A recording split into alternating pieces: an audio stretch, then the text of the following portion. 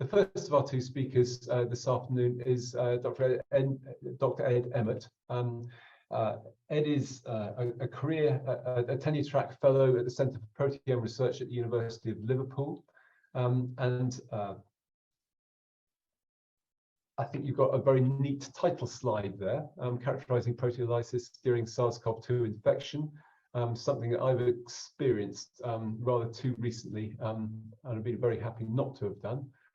And I'm sure you all have too.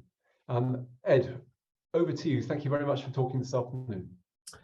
Thanks a lot. Yeah, I also had COVID last week.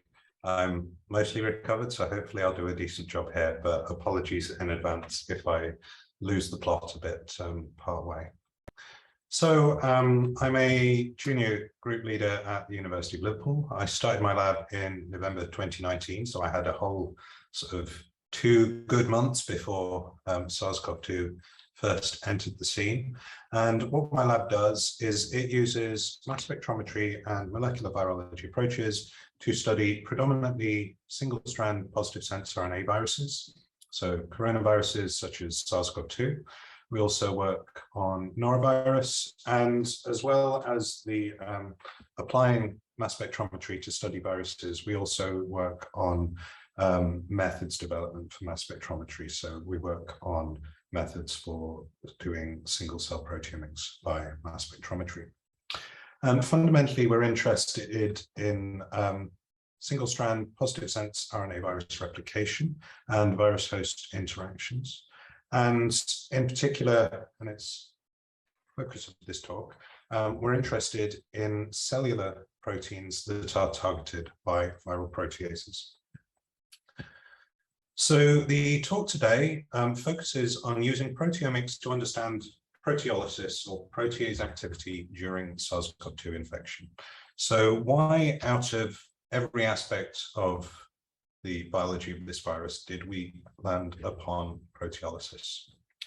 So given this seminar series, I'm going to assume you're all quite familiar with this schematic. So we have the SARS-CoV-2 genome, and the bit I really care about here are the 2 polyproteins, so PP1A and 1AB. And as you'll all know, these are processed by internal viral proteases, so the papain-like protease NSP3, or the main protease NSP5, into a range of different functional units that together come together to form the viral replication complex. So this is a very common mechanism in RNA viruses. So if we look across a range of examples, you have the alpha viruses, which make 1 polyprotein. They have 1 protease and 3 cleavage sites. So this is on the simpler end of the examples. Norovirus is a bit more complex. We have 6 cleavage sites.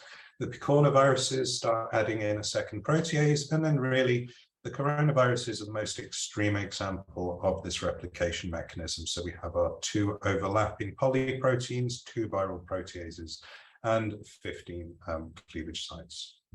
And in the vast majority of examples, mutating these cleavage sites is absolutely lethal for the virus. The coronaviruses are a bit of an outlier here. Sometimes we can actually mutate them, and you do still get a viable, if attenuated, virus.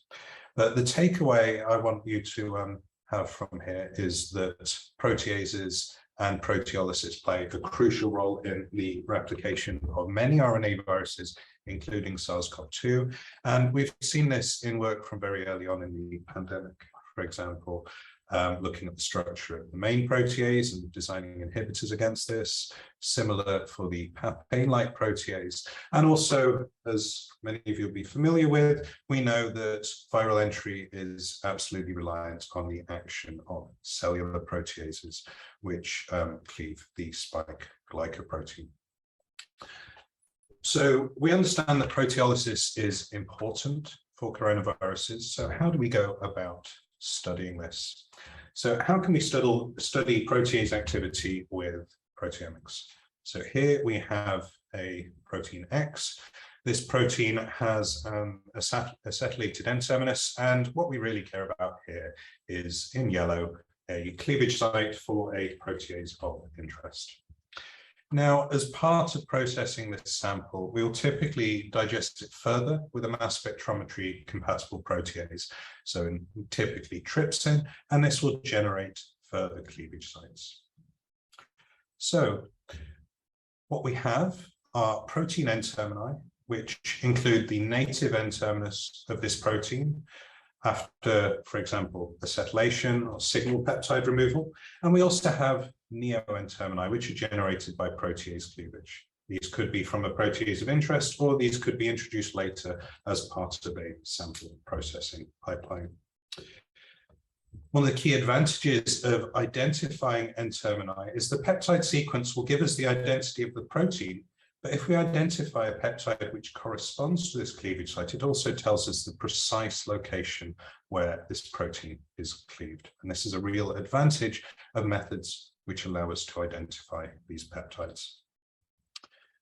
But trypsin cleavage, as you see here in green, it generates new N-termini. So we need a means to distinguish those peptides which are generated as part of our sample processing from authentic N-termini, which we actually care about. So how can we study these N-termini with proteomics? Well, here was our workflow. And the key criteria here is if we care about any kind of post-translational modification, be it cleavage sites coming from proteolysis, phosphorylation sites or sites of ubiquitination, then we need to be able to see specific peptides in our analysis. And this typically involves an enrichment step. So in our case, we took either A549 ACE2 cells or VIRO-E6 cells, and we mock or infected with Wuhan strain SARS-CoV-2 and harvested our cells at 0, 6, 12, or 24 hours post-infection. These were lysed in the presence of multiple protease inhibitors and in very stringent lysis conditions. And then we blocked N-termini or lysine. So this is blocking the N-termini that we care about with a modification reagent called tandem mass tags. And this allows us to then pool all our samples, and we can study relative abundance of N-termini within these samples then later on. After we've blocked the N-termini that we care about, we then perform the trypsin digestion, producing new N-termini. These new N-termini are labeled with a molecule called undecanal, and this enables us to deplete undecanal labeled peptides on a C18 column, giving us a remaining sample which is enriched for the N-termini which we actually want to study. These can then be fractionated and then analyzed on the mass spectrometer. This is what we did. So if we just focus on the 24-hour time point, so here we're comparing the 24-hour time point for infected over mock cells, and we have on the left our A549 and on the right our Viro samples. You can see over on the top right panel, we have in purple viral neo-N-termini, so corresponding to viral proteins. And unsurprisingly, these are all enriched in our infected over mock cells. But we do also see enrichment of a number of cellular proteins as well. So I'm going to split the remainder of my talk into two parts. In the first part, I'll tell you about some of these viral N-termini we identified and some of the experiments we did to follow those up. And in the second part, I'm going to tell you about some of the cellular N-termini we identified and how we identified a number of these which are cleaved by viral proteases. So starting with viral cleavage sites.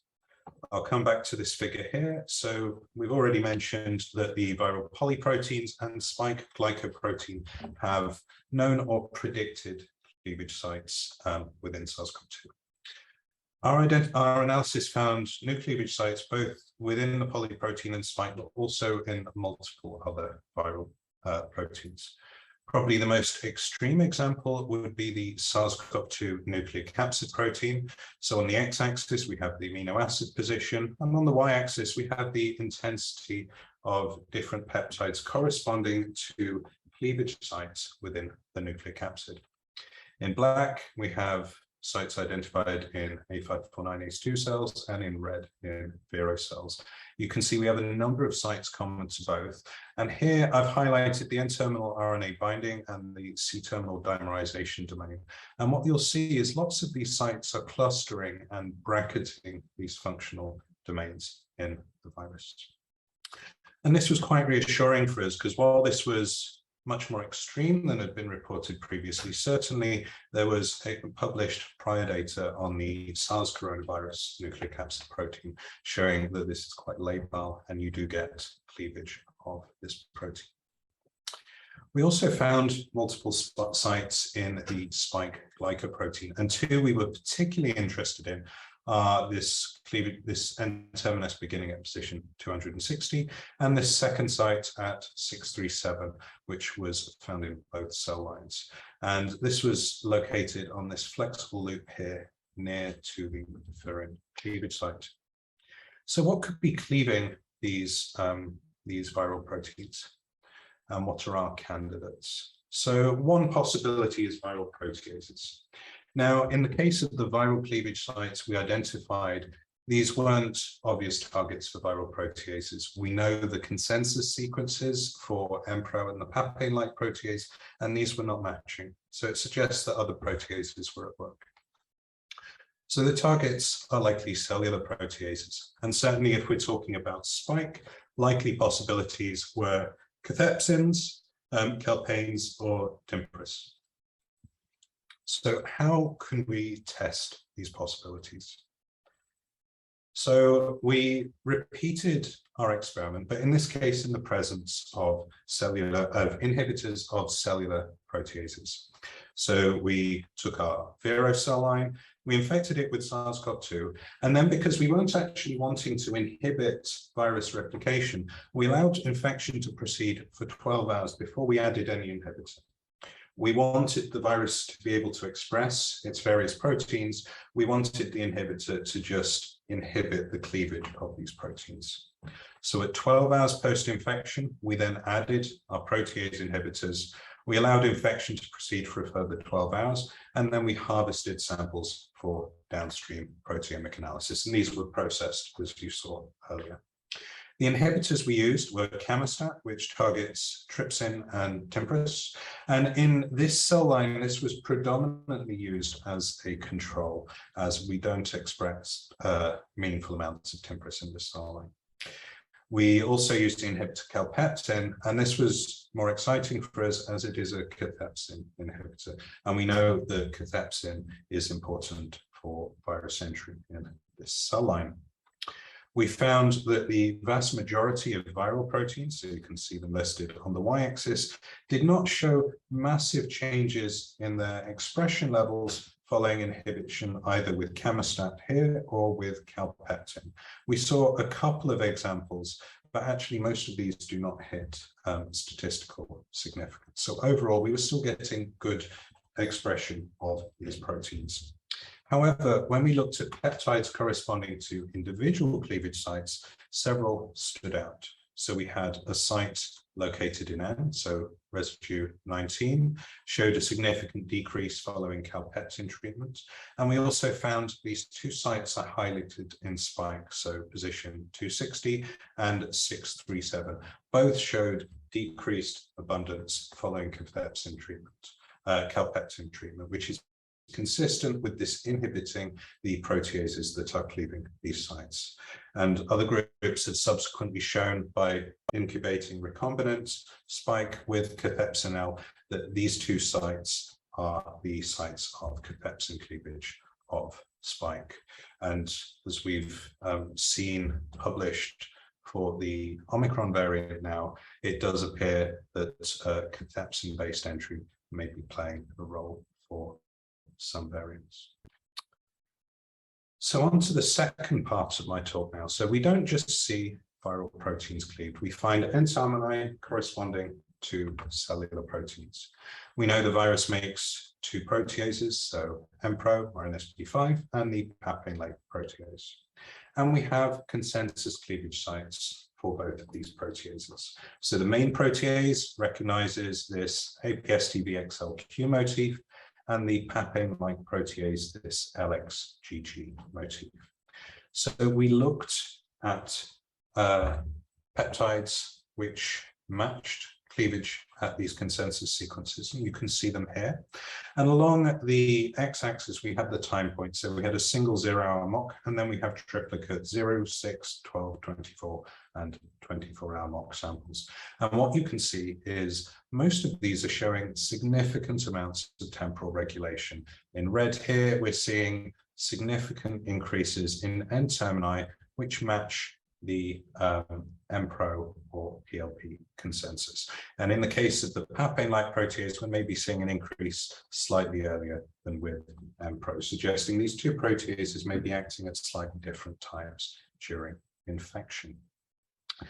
And while in this case, this data is predicting that these are cleaved by viral proteases, we were able to take a subset of these substrates forward.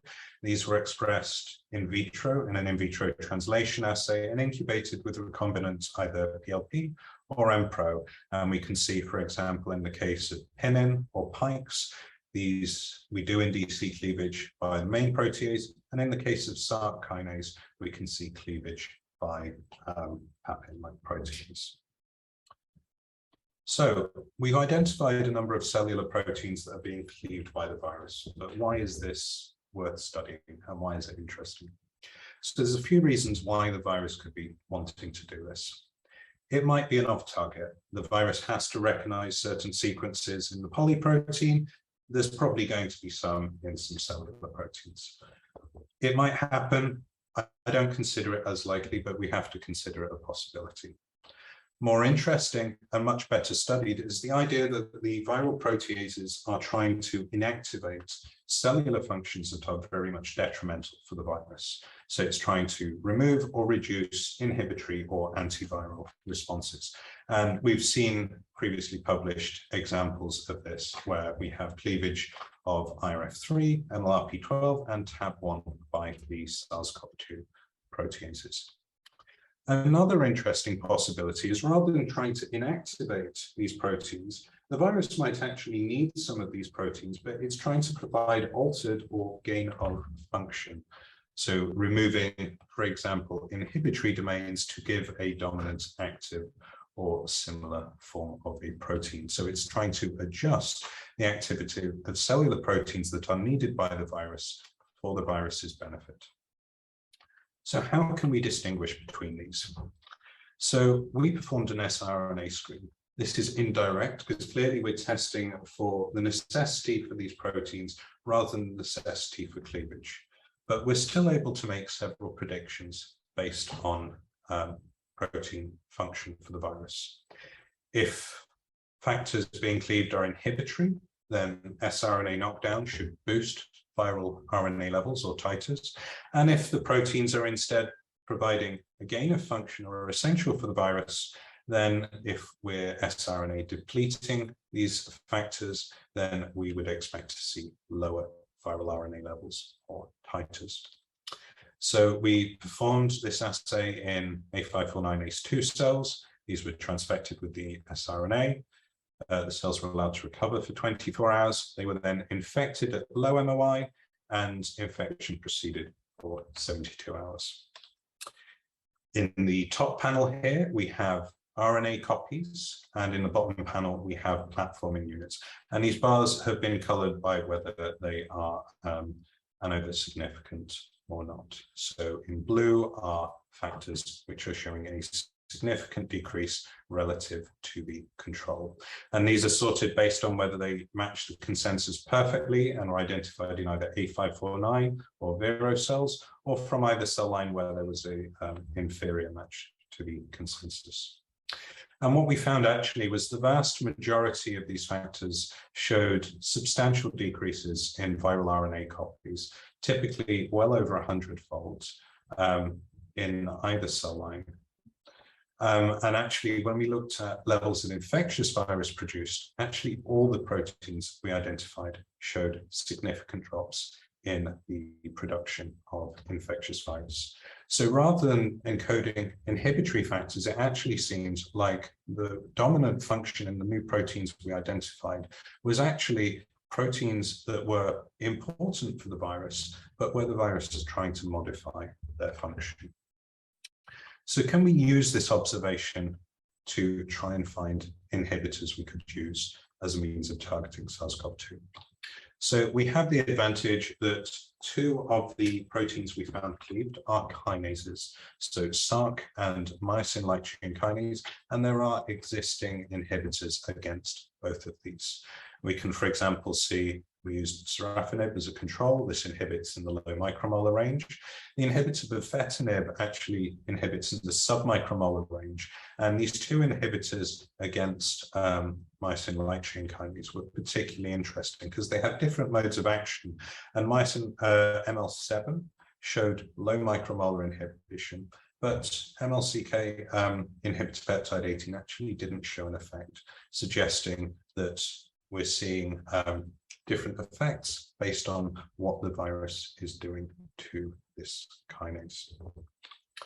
Several other SARC inhibitors actually gave superior inhibition results, but we were also seeing high cytotoxicity for some of these, or at least a cytostatic effect in our cell line. So you can see those others in the supplementary data. One of the things my lab is now doing is we're taking this work forward and we're looking for targets that are conserved both across the coronaviruses, but also across related RNA viruses. And we're hoping to find conserved targets that could be hit for host-directed antivirals.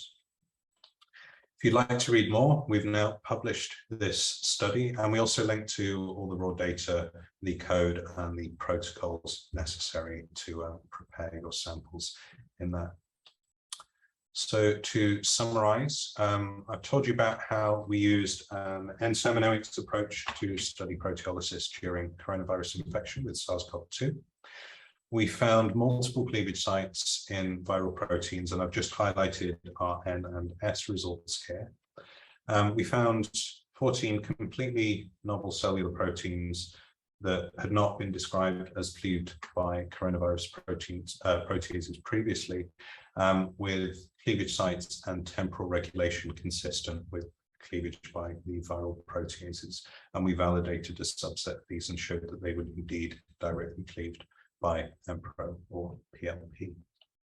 And then lastly, we showed that depletion of a subset of these proteins was very much inhibitory for viral replication, and we could target some of these with repurposed inhibitors in clinical use for other conditions as an antiviral strategy in cell culture.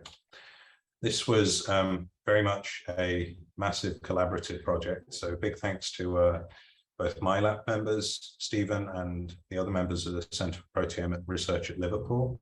This was a collaboration with Bjorn Meyer from the Vignusi lab. He's now independent in Germany. The Chakrabarti lab helped out on a load of pseudovirus work, which unfortunately I've not been able to show you here, but Stacey did an absolutely beautiful job on that, and you can see that all in the paper. Thanks to Pat, Andy, and their labs, the Agu lab for the antiviral and sRNA work, and the Craig, Verdin, and Gavin Recchi labs for their work validating some of these substrates. So thank you to the funders, and thank you for listening.